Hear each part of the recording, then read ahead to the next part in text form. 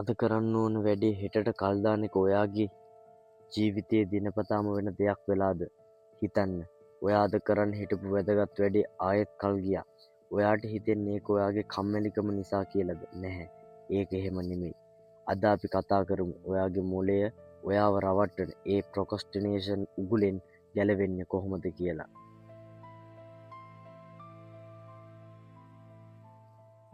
ඇත්තටම අපි වැඩ කල් දාන්නේ කම්මැලි නිසා නෙමෙයි.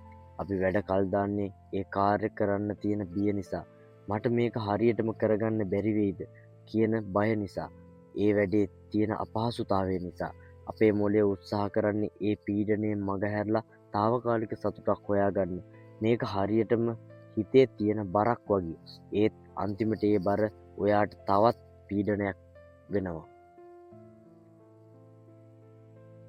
අපි දැන් බලමු මේකට තියෙන විසඳුම මොකක්ද කියලා. පළවෙනි දේ තමයි 2 minute rule.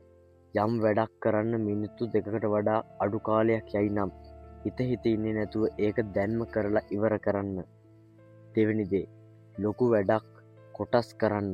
මුළු වැඩේම දිහා බලාගෙන බය වෙනවා වෙනුවට ඒක කුඩා පියවරවල් වලට බෙදන්න. ඔයා අද කරන්න ඕන ඒකේ පළවෙනි කුඩා පියවර විතරයි. තුන්වෙනි දේ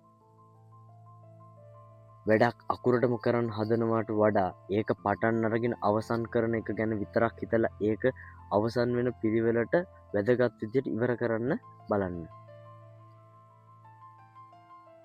අවසාන වශයෙන් මතක තියාගන්න ප්‍රමාද කිරීම කියන්නේ එක දවසකින් වෙනස් කරන්න පුළුවන් දෙයක් නෙමෙයි.